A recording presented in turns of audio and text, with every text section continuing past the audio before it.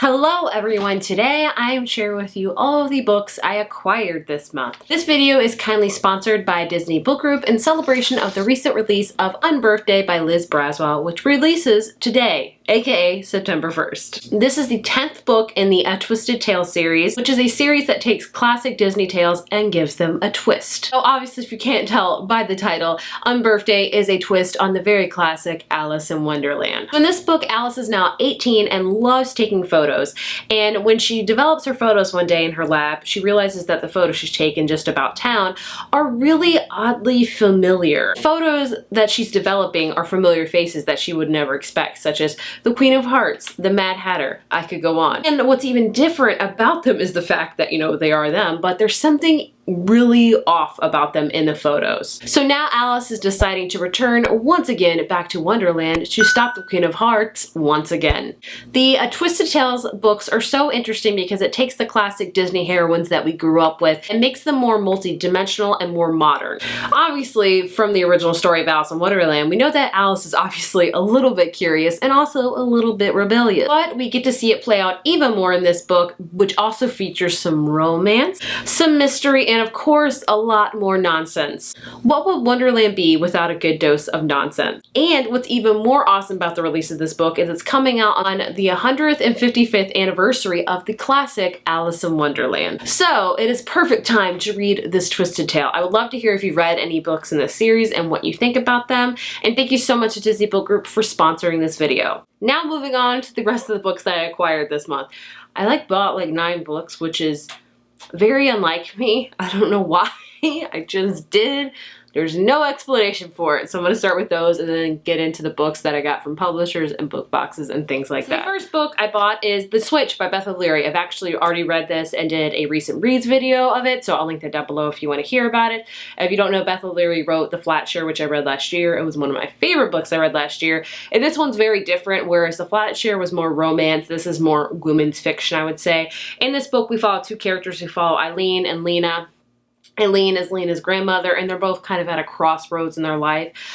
Lena is still grieving the death of her sister, and she is forced to take a 2-month sabbatical from her job. And so her and her grandmother decide to swap lives pretty much. Lena moves to her grandmother's house in the country, and Eileen, who is 79, moves to Lena's flat in London to, spice up her life because her husband left her a couple years ago and she's not really happy. So it's all about them finding themselves, and it was really cute. Just know that if you're really excited for more romance and things like that, this book doesn't have that. It's more of a, journey to find yourself, I would say, but I did really enjoy it. Next up, I randomly bought The One by John Marrs. I keep hearing a lot about John Marrs. He's a thriller writer, I want to say, and I've heard a lot about The One. So this one is all about a DNA test that will soon you'll be matched with your perfect partner, the one that you're genetically made for. And it's by this company, Match Your DNA. And so since then, millions of people around the world have been matched. But the discovery has its downside. Test results have led to the breakup of countless relationships and upended the traditional values of dating, romance, and love. Now, 5 different people have received the notification that they've been matched.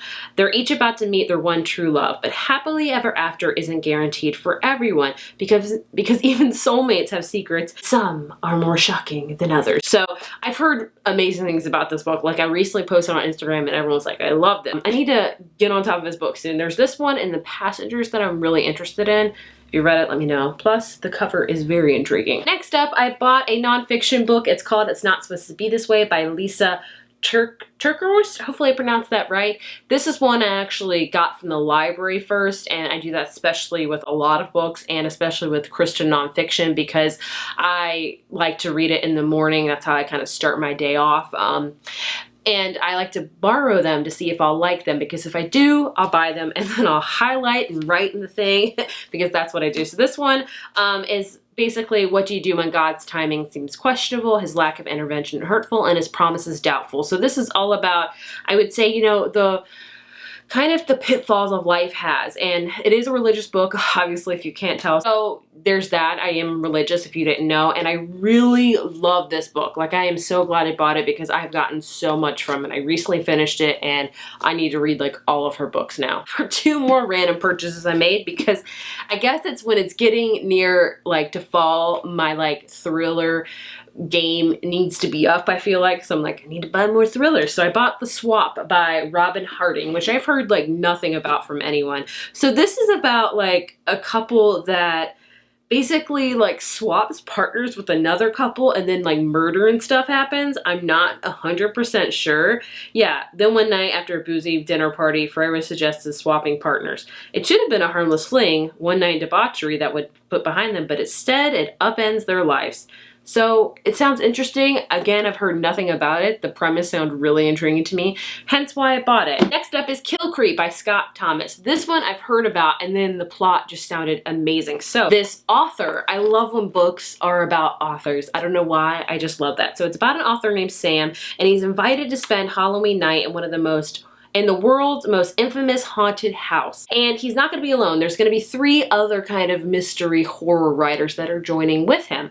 And what begins as a simple publicity stunt, because obviously, you know, they want to sell the books, they want to do the stuff, let's go spend the night at a haunted house, never catch me there. It will become a fight for survival. The entity that they have awakened will follow them, torment them, threatening to make them a part of the bloody legacy of Kill Creek. This sounds freaking scary. Why did I buy it? I don't know. There are some things that I know I think I can handle. Like, would I ever, if somebody's like, hey, want to go to a haunted house? Guess what? I would never do that. So I think I'm okay with reading it. I don't know. So either way, this is going to be saved for October. Will I have bad dreams? Probably. Another thriller by an author I have read from, and that is The End of Her by Sherry LaPena. I've read, I want to say 2 or 3 of her books. Honestly, I like them. I don't love them. They're just kind of quick thrillers that I fly through. That's horrible to say, but that's how I feel. So this one I don't know much about. It's about Stephanie, who is married to Patrick, and they have 2 brand new twin girls. And then basically Erica, a woman from Patrick's past, shows up and says that Patrick did a lot of things when she was with him. And so basically it goes on from there. It's like the typical domestic, is that the right word? Suburban thriller. I don't know what you want to call it. I'm hoping to like it. I'm not expecting to love it. So yeah.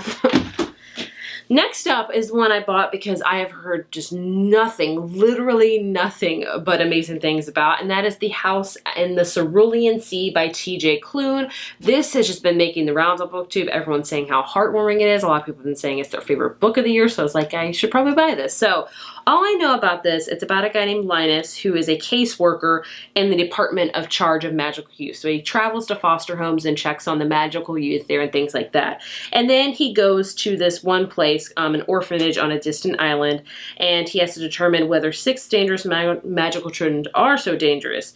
In fact, they're likely to bring the end of days. So he goes there, and Linus falls in love with the children and with the owner of the house. So I have just heard nothing but just beautiful things about this book. So I'm going to probably read this after I read all the scary books in October to like lift up my spirits, because I'll probably be really like scared. I don't know.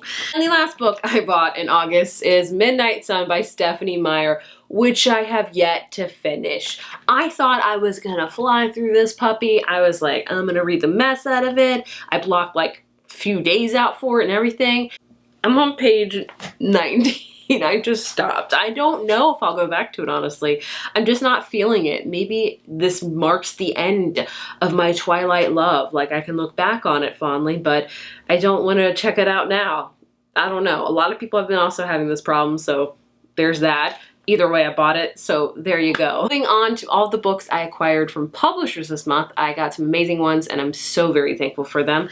First up is one I am super excited for, and that is In a Holidays by Christina Lauren. They are 2 authors that I just love so much and have read like pretty much all of their books. This is their recent holiday book, and this one is like Groundhog Day, if you will. So it's about mail-in. So she goes to Christmas and she flies on an airplane to get there, and she just really is unhappy, and she throws out the simple plea to the universe: show me what will make me happy. And the next thing she knows, that she is awaking on the airplane to start the trip over and over again. So henceforth the Groundhog Day kind of over and over again, till I guess she'll discover what makes her happy. I don't know. Obviously it's a Christmas book. If you don't know, I run a Christmas readathon called Tis the Season-a-thon, which I'm still unsure if it's going to happen this year because of everything that's going on. So I would love to hear your feedback on that, honestly. If it does happen, it's going to be very low-key, very chill because of just with COVID, with other things going on. I want to be respectful. So I would love to hear your feedback on that. But either way, I will definitely be reading this and hopefully loving it because I love some holiday books.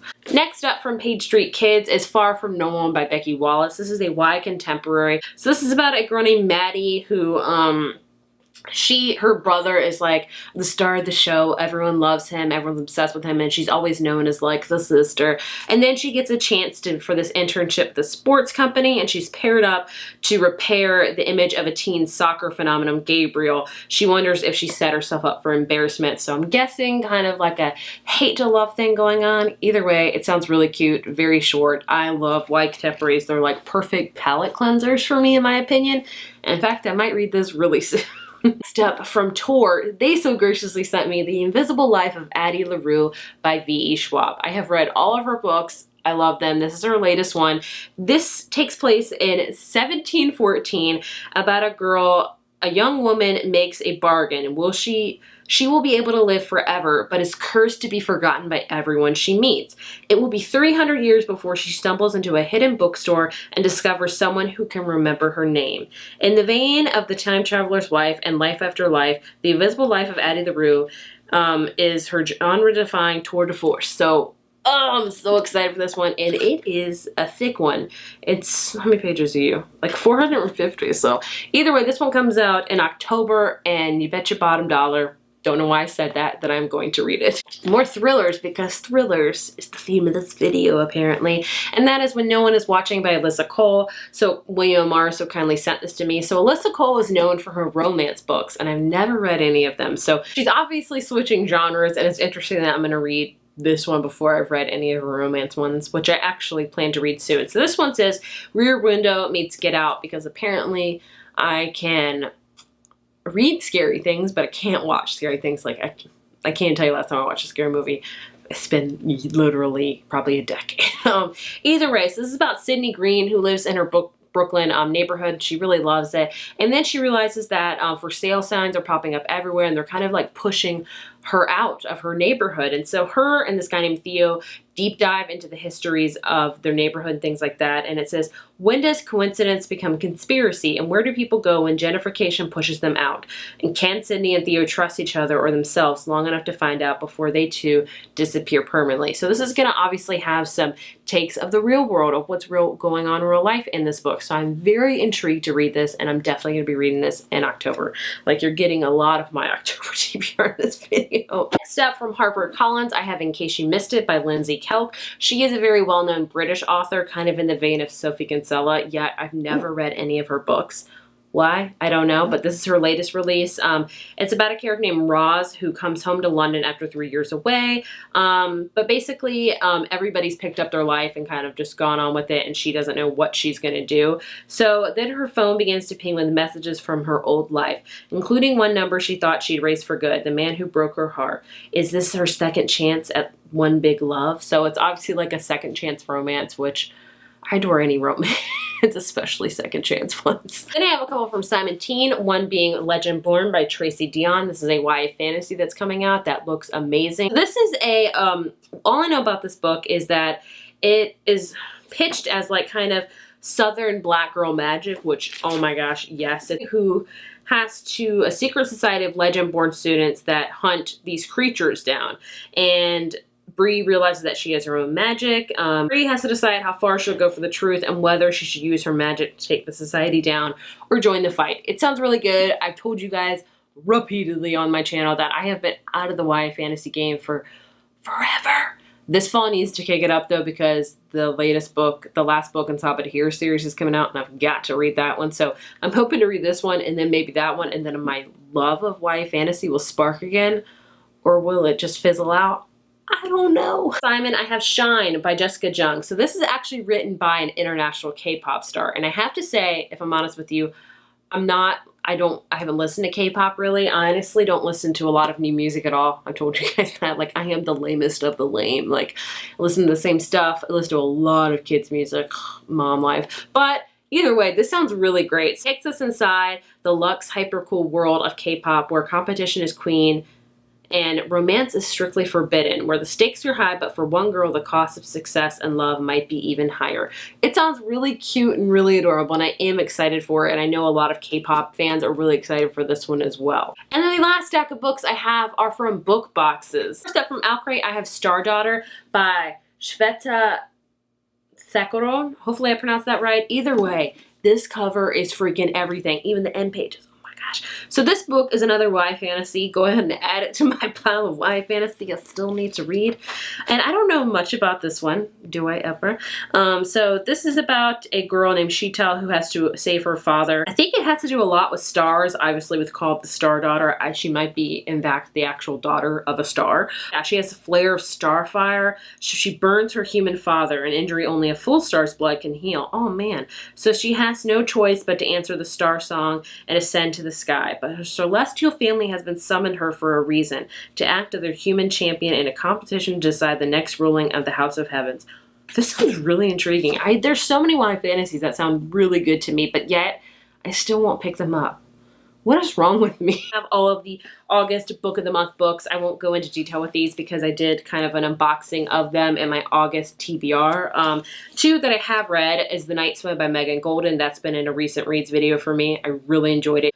It's a great adult mystery thriller that has dealing with podcasts. Really enjoyed a ton. Then I have The Unraveling of Cassidy Holmes by Elise R. Sloan. This is kind of a book about a girl group in the 90s that goes kind of awry, and one of them commits suicide later, and you kind of figure out the backstory of it. It was really enjoyable, and I did like it a ton. And then the other three that I have yet to read that I really want to, The Death of Vivek Ojay, which tells a lot about culture and family and things like that. What does it mean for a family to lose a child that they never really knew? Then Atomic Love by Jenny Fields. This is a historical book about a woman that works on, like, I think a nuclear bomb or something like that. And it's also got like espionage in it, so it sounds really intriguing. And the last one is The Space Between Worlds by Micaiah Johnson. This one has to do a lot with, like, what is it called? Like parallel worlds, or like, cross-dimensional stuff, like multiverse. That stuff really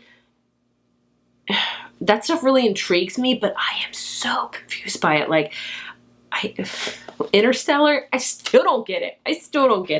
I'm kind of stupid probably, but it really interests me, and I'm very interested in that with the whole space thing and things like that. But I feel like if I read this soon, I'm just going to be like, what? Either way, those are all the books that I acquired this month. A lot of really good ones that I'm adding to my TBR pile, which is always and steadily growing. If you haven't already, be sure to check out Unbirthday, which is in stores now by Liz Braswell, and I'll leave the link for it down below. Again, thank you to Disney Book Group for sponsoring this video, and I will see you in my next one. Bye.